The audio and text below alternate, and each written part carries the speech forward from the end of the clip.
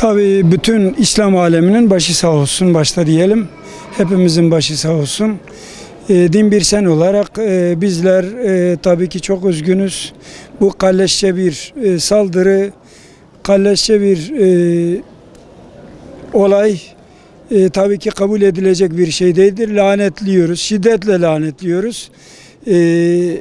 Tabii hepimizin istediği bir şey, bütün İslam ülkelerinin bir olması, birlikte kuvvetin doğduğunu bildiğimiz için bir olmaları gerekir, iri olmaları gerekir, diri olmaları gerekir. Böyle olunca da inşallah bu Siyonist, katil İsrail dize gelecektir ve inşallah kahru perişan olacaktır. Bu gitgide tabii ayağını uzatıyor. Dün gece Lübnan'daki olayı tabii ki biz şahit olduk. Orada muvaffak olamadılar. Ama burada İsmail Haniye hocamızı, önderimizi katlettiler. Tabii ki bunu kabul edecek durumda değiliz. Biz İslam alemi olarak kesinlikle lanetliyoruz, şiddetle kınıyoruz. İsmail Haniye'nin ve aziz İslam şehitlerinin şehadetlerini tebrik ederek başlamak istiyorum. Rabbim şehadetlerini kabul etsin. Şehadetlerini Ümmet-i Muhammed'in kurtuluşuna, Filistin'in, Mescid-i Aksa'nın, Kudüs'ün ve orada esaret altında bulunan mazlum Müslümanların esaretlerinin kırılmasına ve esaretten kurtulmalarına vesile etsin. Oradaki mücahitlerin muzaffer olmasına vesile kılsın. Siyonist Yahudilerin ve onlara destek olan bütün zalimlerin de kahrına ve yok olmasına vesile kılsın. Tabii ki bu bizim açımızdan acı ve üzüntü verici bir olaydır. Her ne kadar Allah-u Teala ayet-i kerimede işte Allah yolunda öldürülenlere ölüler demeyiniz, onlar Allah yolunda diridirler dese de, yani mübarek bir makam ve mübarek bir mevki olsa da onların şehadeti elbette ki bizleri derinden yaralıyor. Onlardan ayrılmış olmamız bizim için üzüntü vericidir. Ama yine de onların inşallah akan her bir damla kanı İslam ümmetinin kurtuluşuna vesile olacaktır. Filistin biliyorsunuz Hazreti Ömer'den Selahaddin Eyyubi ve Sultan Abdülhamid'den sonra yetim kalmış bir toprak, yani bir beldedir, bir ülkedir. O günden beridir oradaki mazlum Müslümanlar, yani neredeyse bir asırdan fazladır zalimlerin zulmü ve eziyeti altında, işkencesi altındadır. Binlerce, on binlerce insan orada şehit olmuştur. Allah hepsinin şehadetini kabul etsin. Buradan İslam ülkelerinin idarecilerine ve haklarına seslenmek istiyoruz. Yani bunca yaşanmış olan zulme rağmen hala zillet sessizliğinden uyanmayacak mısınız? Bu zillet sessizliğini üzerinizden artık atmayacak mısınız? Yani daha önce bu coğrafyaya, bu topraklara sahip çıkan Selahaddin Eyyubi gibi, Hazreti Ömer gibi, Sultan Abdülhamid gibi yani kükreyip oradaki mazlumların hamisi olmayacak mısınız? Artık bunun vakti gelmiştir. Bu zillet uykusundan uyanmak lazım. Bütün İslam coğrafyalarındaki halklara sesleniyoruz. Yani onlardan talebimiz sessiz kalmamalarıdır. Bulundukları her ortamda edebildikleri ve yapabilecekleri her şeyle oradaki mazlumların yar ve yardımcısı olma noktasında çaba sarf etmeleridir. Meydanlara çıkmalarıdır. İşte o zulmü edebildikleri kadar haykırmalarıdır ve bu zalimlerin destekçisi olan firmaların mallarını edebildiğince boykot etmeleridir. Bizler Peygamber Sevdaları Vakfı olarak yola çıktığımız ilk günden beridir elimizden oradaki o coğrafyadaki mazlum Müslümanlar için, müminler için elimizden ne gelmişse yapmışız, yapmaya da devam edeceğiz. Kanımızın son damlasına kadar inşallah o mazlumların ve mahrumların sesi olma noktasında elimizden geleni yapacağız.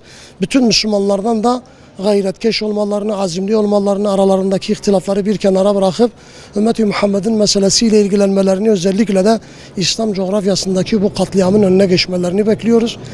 İslam idarecilerinden de beklentimiz, yani artık yeter. Yani vallahi korkunun ecele faydası yoktur.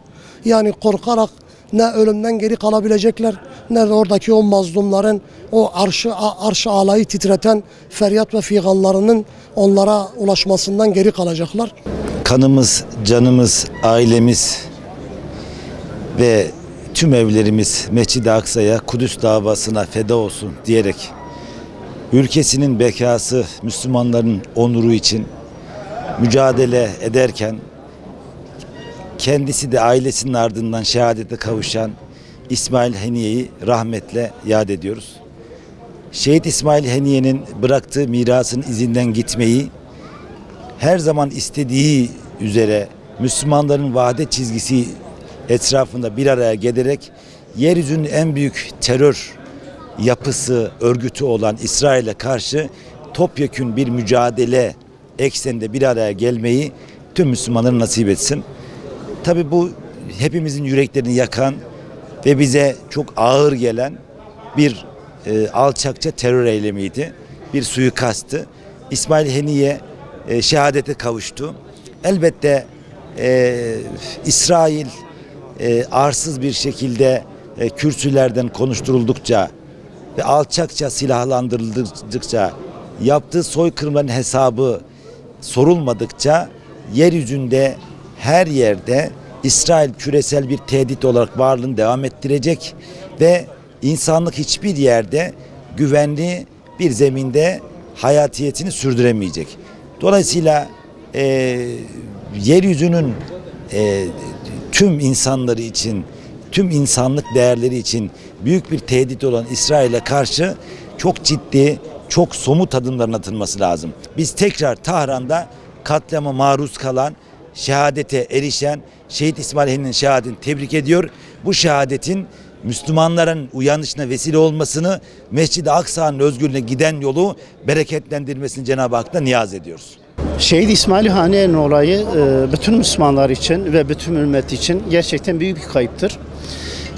Siyonist çete tarafından özellikle Müslümanlara yönelik yapılan bu suikastler hemen hemen birçok yerde tekrarlanıp durmaktadır. Bu Müslümanların bir şekilde uyanması, ayağa kalkması, birlik olmasını zorunlu kılıyor ve acilen zorunlu kılıyor. Sadece bu değildir. Aynı zamanda Müslüman halkların yöneticisi konumda olan insanlara da burada büyük bir mesaj vardır. Büyük kahraman İsmail Haniye'nin şehit olması aynı zamanda Müslüman yöneticilere yönelik de atılmış büyük bir tokattır. Kendilerine gelmeleri lazımdır. Bir an önce bir araya gelmeleri lazım ve Müslümanların dertleriyle dertlenmeleri lazım. Veyahut da bu işe layık olmadığını kabul ederek Müslümanların önünde çekilmeleri lazımdır. İsmail Haniye'nin şehadeti bütün Müslümanlar için inşallah büyük bir uyanış, Filistin davası için büyük bir silkiniş ve aynı zamanda Gazze cihadı ve cephesi içinde büyük bir enerji olacaktır, büyük bir bereket olacaktır. Elbette ki gönül kalp mahzundur.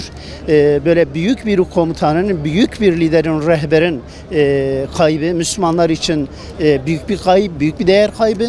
Fakat biz inanıyoruz ki İsmail Haniye'lerimiz çoktur. Sadece ondan ibaret değildir. O da büyük bir değer. Rabbim yeniden onun şehadetini kabul etsin. Müslümanlara enerji ve berekete vesile kılsın. Müslümanların ayağa kalkmaları işte büyük bir vesile nasip etsin inşallah. Öncelikle İslam ümmetinin başı sağ olsun. Tüm Müslümanların başı sağ olsun. Bir kahramanı, bir lideri, mücahitlerin şeyhini şehadete uğurladık. Müslümanların başı sağ olsun. Üzülüyoruz, kahroluyoruz. Fakat İsmail Haniye hedefine ulaştı. Çok arzuladığı şehadete ulaştı. Evvelinden ailesinden onlarca kişi, geçtiğimiz günlerde çocuklarını, torunlarını şehadete uğurlamıştık. Şimdi onların yanına gitti. Biz onların ölmediğine, Allah'ın katında rızıklandırıldıklarına ve büyük bir mükafatla karşılaştıklarına inanıyoruz. Bizim inancımız bu. Bize düşen ne? Geride kalanlara düşen ne? Biz kahroluyoruz. Çok öfkeliyiz. Ve bu saatten sonra misliyle mukabelede bulunmasını istiyoruz. İsrail dediğimiz Siyonist çete, bu Siyonist çete Müslümanların suskunluğundan, Müslümanların yılgınlığından, Müslümanların boş verilmişliğinden cesaret alıyor. Ve ilk günden beri bunu diyoruz. Bu Siyonist çetenin anladığı değil, yok edilmesidir. Anladığı değil, silahtır, anladığı değil, bugün Kastam'ın yaptığıdır. Bugün Hamas'ın yaptığıdır. Ve bu saatten sonra biz bir liderimizi kaybettik, bir liderimizi şehit verdik. Onun şehit olduğu için mutluyuz. Şehadet bizim için övünç kaynağıdır, bizim için mutluluk vesilesidir. Fakat pervasızca, hiçbir şey aldırmadan liderlerimizi, kardeşlerimizi, mücahitleri şehit etmesi Müslümanların ağrına gider. Bizim ağrımıza giden budur. İsrail'in pervasızlığıdır, Siyonist çetenin pervasızlığıdır.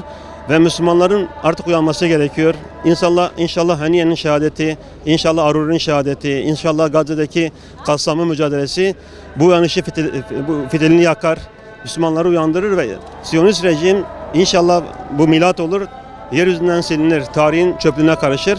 Tekrar Rabbimizden Haniye'ye ve tüm mücahitlere rahmet etmesini, rahmette bulunması, merhametle muamele etmesini diliyoruz. İslam ümmetinin tekrar başı sağ olsun.